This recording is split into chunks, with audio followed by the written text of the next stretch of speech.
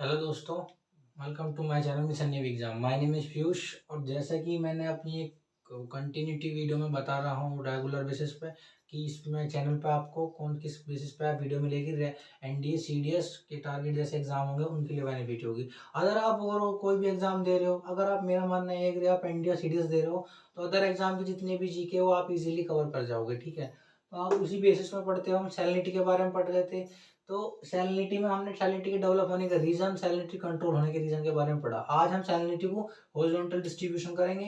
ये horizontal distribution पे कहाँ सबसे ज्यादा होती है, कहाँ सबसे कम होती है और बीच में कहाँ पर होती है। ठीक है, बस आपको एक चीज ध्यान रखनी है। हाल तो ये एक्सप्लेनेशन तो नहीं पूछा जाएगा कि एक ऑर्डर पूछा जाता है मैक्सिमम, तो हॉरिजॉन्टल डिस्ट्रीब्यूशन में ऑर्डर बताओ तो सबसे ज्यादा कहाँ होती है, कैंसर, फिर कैप्रिकॉर्न, फिर इक्वेटर। एक तो ऑर्डर आपको ये याद रखना है। ठीक है, उसके बाद कैंसर पे क्यों ज्यादा होती है, इक्वेटर पे क्यों कम होती है और कैप्रिकॉर्न पे क्यों ज्यादा होती है, उसको मैं अभी एक्सप्लेन कर दूंगा। अभी थोड़ी छोटी वीडियो रखेंगे, उसमें एक्सप्लेन हो जाएगा। ठीक है, उसके बाद एक क्वेश्चन आया था जो मेरे सीडीएस एग्जाम में था, तो मैं आपको बताऊं कि जो दो सेम लाइन होगी ना, same line of salinity,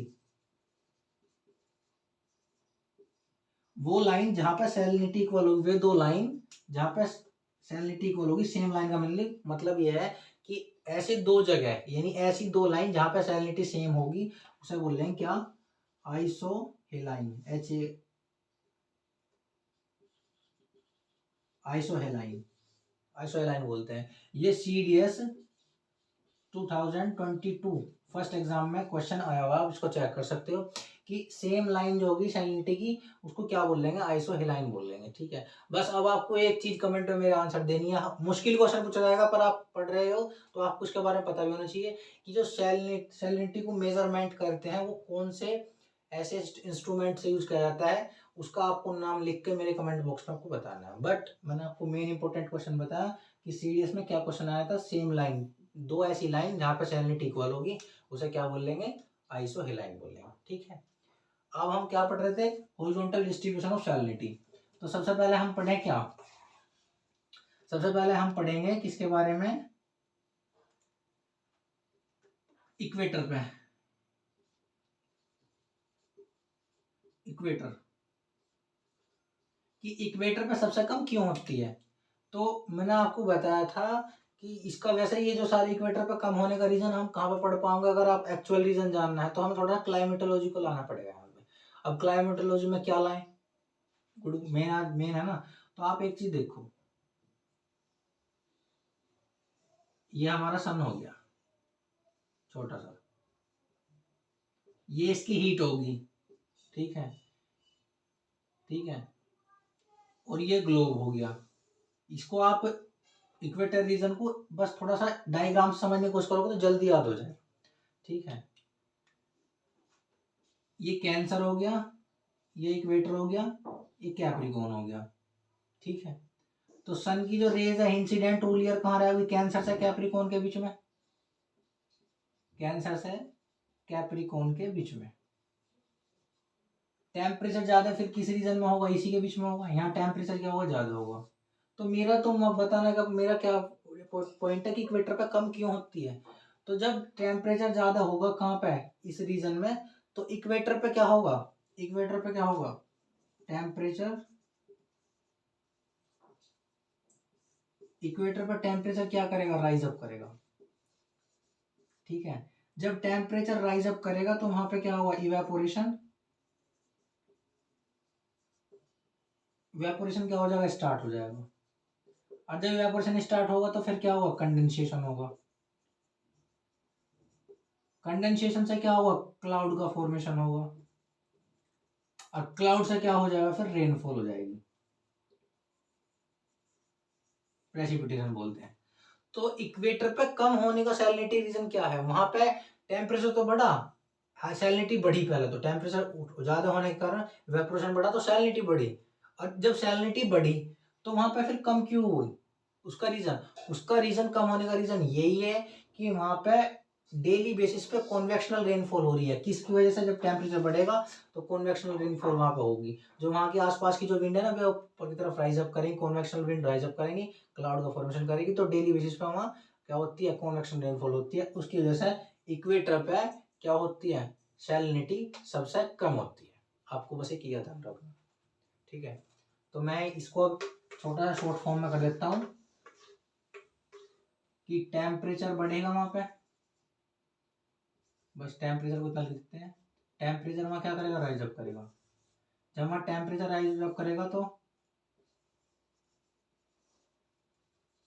evaporation क्या होगा, वहां ज्यादा होगा, ठीक है। जब इवेपोरेशन वहां ज्यादा होगा तो वहां पर क्या होगा, जो कॉन्वेक्शनल विंड जो होंगी राइज अप करेंगी, ऊपर की तरफ उठेंगी, ठीक है। और जब वे ऊपर की तरफ उठेंगी तो क्या करेंगे, कंडेंसेशन करेंगे। यहाँ लिख देता हूँ कंडेंसेशन। और जब कंडेंसेशन होगा तो क्लाउड का फॉर्मेशन होगा, और क्लाउड का फॉर्मेशन होगा तो क्या होगा, रेनफॉल होगी। और ये होती है वहां पे डेली बेसिस पे। तो कॉन्वेक्शनल रेनफॉल डेली होने की वजह से इक्वेटर पे क्या होगा, सैलिनिटी सबसे कम होगी। बस आपको इतना याद रखना। आप चाहो तो ऐसा नोट भी कर सकते हो, अदरवाइज बस आपको अगर आप रिकॉल कर रहे हो तो आपको ऐसे भी याद हो जाएगा, ठीक है।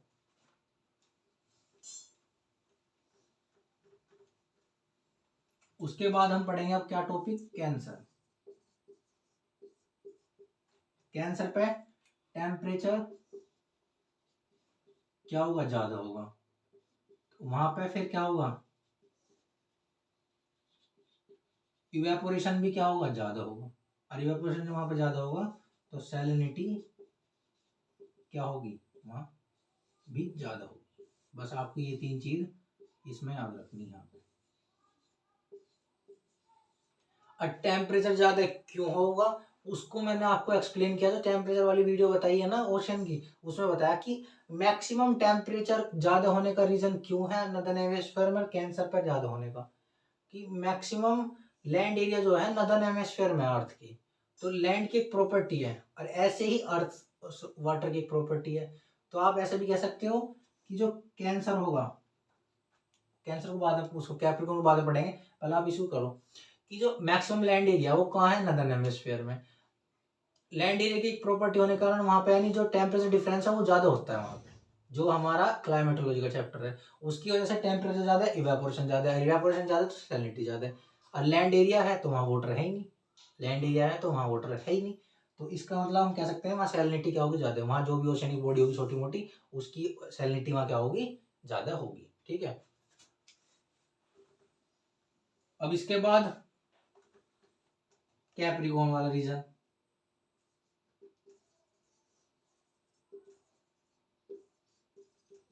अब कैप्रिकॉर्न पे कैसा होता है, सेम कंसेप्ट यहाँ लगाएंगे।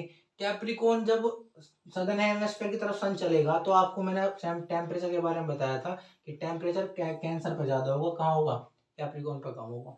और उसका रीजन क्यों होगा कि वहां पे लैंड एरिया है ही नहीं। अब लैंड एरिया नहीं है, वहां पे वाटर वाटर है, और वाटर की प्रॉपर्टी क्या है, वो देर से गर्म देर से ठंडा होगा, देर से गर्म देर से ठंडा होगा। और किसकी, लैंड की क्या है, वो जल्दी गर्म हो जाता है, ठीक है। और वहां पे सारी सारी ओशनिक बॉडी है, वो देर से गर्म देर से ठंडा होगा, ठीक है। तो इसकी वजह से वहां पे लैंड एरिया, या तो आप ऐसे कर दो कि वहां पे लैंड एरिया ना होने की वजह से, या फिर वाटर साइकिल वाटर की वजह से, ठीक है। तो वहां पे क्या होगे, टेम्परेचर तो ज्यादा होगा, थोड़ा सा टेम्परेचर भी ज्यादा होगा, और वहां पे सैलिनिटी भी मैक्सिमम ज्यादा होगी। बट कंपैरेटिवली कम किसके होगी, कैंसर के।